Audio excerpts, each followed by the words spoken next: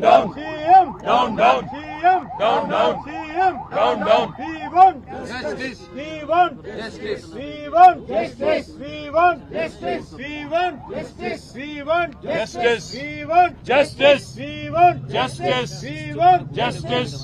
ఇదే మీ రాజ్యం ఇదే మీ రాజ్యం Justice. We want Justice. We want Justice. We want Justice. We want Justice. ఇదే మీ రాజ్యం ఇదే మీ రాజ్యం దొంగల రాజ్యం దోపిడి రాజ్యం ఇదే మీ రాజ్యం ఇదే మీ రాజ్యం దొంగల రాజ్యం దోపిడి రాజ్యం ఇదే మీ రాజ్యం ఇదే మీ రాజ్యం దొంగల రాజ్యం దోపిడి రాజ్యం We want Justice. We want Justice. We want Justice. CM Down, down. CM Down, down. CM Down, down.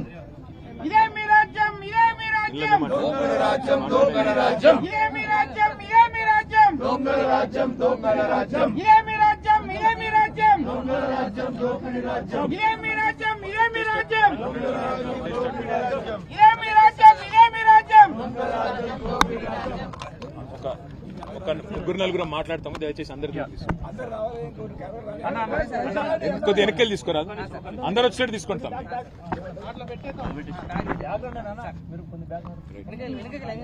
కాదు మీరు వెనకకెళ్ళి తీసుకుంటాం అందరు వస్తారు తమ వెనకకెళ్ళి తీసుకోండి ప్లీజ్ తమ్ముడు వెనకకెళ్ళి తీసుకోండి అందరు వచ్చారు గోపాలన్న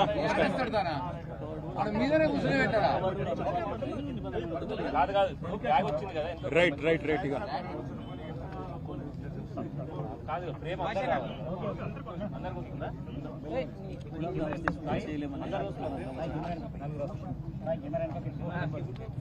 రెడీయా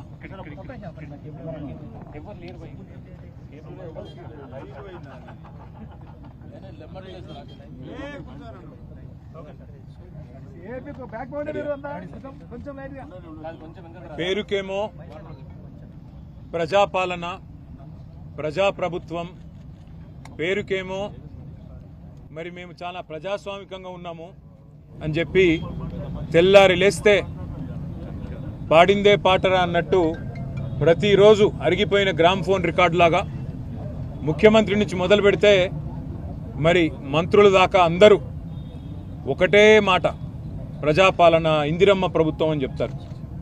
కానీ నిన్న గవర్నర్ గారు ఉభయ సభల్ని ఉద్దేశించి చేసిన ప్రసంగం మీద, అందులోని డొల్లతనం మీద, అందులో చెప్పిన పసలేని విషయాల మీద, అందులో చెప్పిన పచ్చి అబద్ధాల మీద ఈరోజు మా పార్టీ తరపున శాసనసభలో గౌరవనీయులు మాజీ మంత్రివర్యులు సూర్యాపేట శాసనసభ్యులు పెద్దలు జగదీశ్వర్ రెడ్డి గారు మాట్లాడడం మొదలుపెట్టి కేవలం 10 నిమిషాలు కూడా కాకముందే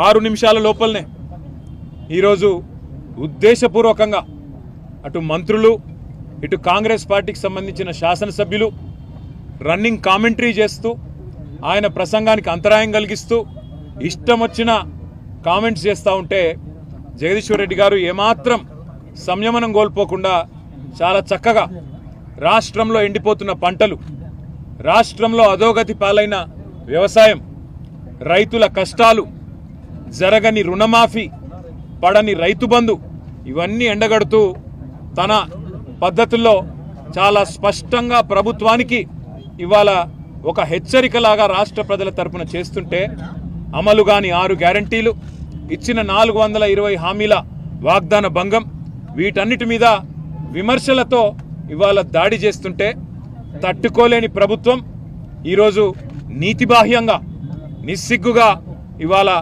కేవలం అబద్ధాల మీద ఆధారపడే ఈరోజు మా గౌరవ సభ్యులు జగదీశ్వర్ రెడ్డి గారిని అనని మాటను అన్నట్టుగా చిత్రీకరించి ఇవాళ సస్పెండ్ చేసే ప్రయత్నం చేసింది. ఇవాళ 2 ముఖ్యమైన విషయాలు ఇక్కడ మేము చెప్పాల్సింది. జగదీశ్వర్ రెడ్డి గారు ఒక్కటంటే ఒక్క మాట కూడా, ఒక్క పదం కూడా అన్పార్లమెంటరీ మాట శాసనసభలో మాట్లాడలేదు. కేవలం అన్నది ఒకటే ఒక్క మాట. ఏమన్నారు ఆయన? స్పీకర్ గారు, మీరు మాకందరికీ తండ్రి లాంటి వారు, మీరు మా అందరి తరపున అక్కడ ఉన్నారు, మా అందరి హక్కులు మీరే కాపాడాలి అని ఆక్రోశం వ్యక్తం చేశారు. దాంతోపాటు ఎక్కడా కనీసం ఒక్క మాట కూడా స్పీకర్ గారిని అగౌరవంగా పొరపాటున కూడా పెద్దలు జగదీశ్వర్ రెడ్డి గారు అనని, కానీ ఇవాళ అనని మాటను అన్నట్టుగా ఇవాళ జరగని తప్పునేదో తరిగినట్టుగా చిత్రీకరించి ఇవాళ మా గౌరవ సభ్యులు జగదీశ్వర్ రెడ్డి గారిని ఏదైతే ఈ సమావేశాలు ముగిసేంత వరకు సస్పెండ్ చేస్తున్నామని చెప్పి ఏకపక్షంగా నియంతృత్వ పోకడలతో ఈ రాష్ట్ర ప్రభుత్వం 5 గంటలు సభను వాయిదా వేసి ఢిల్లీలో ఉండే రేవంత్ రెడ్డి గారి ఆదేశం మేరకు గొంతు నొక్కి మా కనీసం ఉరిశిక్ష వేసే ముందు కూడా ఆ ఉరిశిక్ష ఎవరికైతే విధిస్తారో వారికి తమ వాదన చెప్పుకునే అవకాశం ఇస్తారు. కానీ జగదీశ్వర్ రెడ్డి గారి కనీసం తాను చేసిన తప్పేంది, నేను ఏం మాట్లాడినా తప్పు మాట అని కనీసం వివరణ అడగడానికి కానీ, అవసరమైతే మా నాయకుడు, మా పెద్దలు, ప్రతిపక్ష నాయకులు, తెలంగాణ సాధించిన పెద్దలు గౌరవనీయులు కేసీఆర్ గారు మాకు స్పష్టంగా ఆదేశం ఇచ్చినారు. స్పీకర్ గారు పెద్దవారు, ఒకవేళ ఆయన బాధపడి ఉంటే ఏం పర్వాలేదు, మీరు విచారం వ్యక్తం చేయండి, తదనంతరం సభను సజావుగా జరిగేటట్టు సహకరించండి అని చెప్పి మాకు ఆదేశం ఇచ్చినారు. ఆ మాట మేమందరం కూడా, శాసనసభ్యులందరం కూడా పోయి స్పీకర్ గారికి, శాసనసభ వ్యవహారాల మంత్రి శ్రీధర్ బాబు గారికి కూడా స్పష్టంగా చెప్పొచ్చినాం. సార్ మాకు మైక్ ఇవ్వండి, మేము నిజంగానే ఏదైనా పొల్లు మాట మాట్లాడింటే అవసరమైతే టీవీ పెట్టి శాసనసభలో చూపెట్టండి, సభ్యులందరికీ అన్ని పార్టీల అభిప్రాయాలు తీసుకోండి. ఇట్లాంటి ప్రతిష్టంభన ఏర్పడ్డప్పుడు మూడ్ ఆఫ్ ద హౌస్ తీసుకుంటారు, అన్ని పార్టీల అభిప్రాయాలు తీసుకుంటారు. అవసరమైతే స్పీకర్ గారి ఛాంబర్లో ఒక సమావేశం పెట్టి ఈ ప్రతిష్టంభన తొలగించడానికి ప్రయత్నం చేస్తారు. ఒకవేళ ఏదైనా మాట దొర్లింది అని మీరు భావిస్తే మా సభ్యులు హుందాగా ముందుకొచ్చి విచారం వ్యక్తం చేయడానికి కూడా సిద్ధంగా ఉన్నాము. మా నాయకుడు చెప్పారు, మేము అనలేదు, తప్పు మాట అనలేదు, ఒక్క మాట కూడా పొల్లు మాట మాట్లాడలేదు. అయినా సరే స్పీకర్ గారి మీద ఉండే గౌరవంతో, ఆ పదవి మీద, ఆ రాజ్యాంగబద్ధమైన వ్యవస్థ మీద ఉండే గౌరవంతో మేము అవసరమైతే విచారం వ్యక్తం చేసి సభ సజావుగా జరగడానికి సహకరిస్తామని చెప్పి హుందాగా మేము పోయి స్పీకర్ గారికి, శాసనసభ వ్యవహారాల మంత్రి గారికి చెప్పినాం.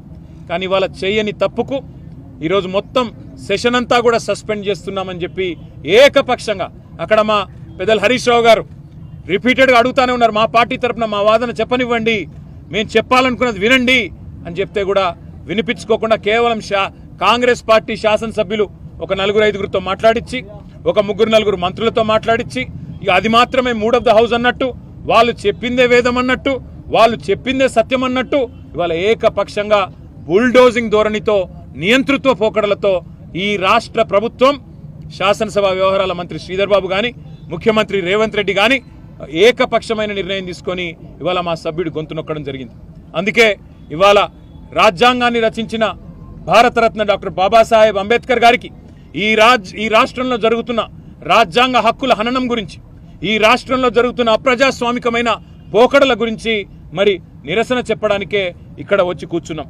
మరి ఇక్కడికి వచ్చి చూస్తే పరిస్థితి ఏందండి? ఇక్కడికి వచ్చి చూస్తే ఆ మహానుభావుడు, ప్రపంచంలోనే అతిపెద్దదైన 125 అడుగుల డాక్టర్ బాబాసాహెబ్ విగ్రహం ఏదైతే కేసీఆర్ గారి ప్రభుత్వం ఏర్పాటు చేసిందో, కనీసం ఆ విగ్రహానికి కూడా అక్కడ పోయి కూర్చునే దానికి అవకాశం లేకుండా ఇక్కడ గేట్లు మూతలు పెట్టి ఆ మహానుభావుని కూడా సంకెళ్లతో బంధించిన ఒక నీచమైన ప్రభుత్వం కాంగ్రెస్ ప్రభుత్వం అని చెప్పుకోక తప్పదు. పేరు గొప్ప, ఊరు దిబ్బ అన్నట్టు, పేరుకేమో ప్రజాపాలన, చేసేవేమో అన్ని అప్రజాస్వామిక పనులు అన్నట్టుగా ఇవాళ ఏకపక్షంగా పెద్దలు జగదీశ్వర్ రెడ్డి గారి గొంతు నొక్కడం అంటే ఇది జగదీశ్వర్ రెడ్డి గొంతు నొక్కడం కాదు, ఆయన ఒక్కడికి జరిగిన అవమానం కాదు.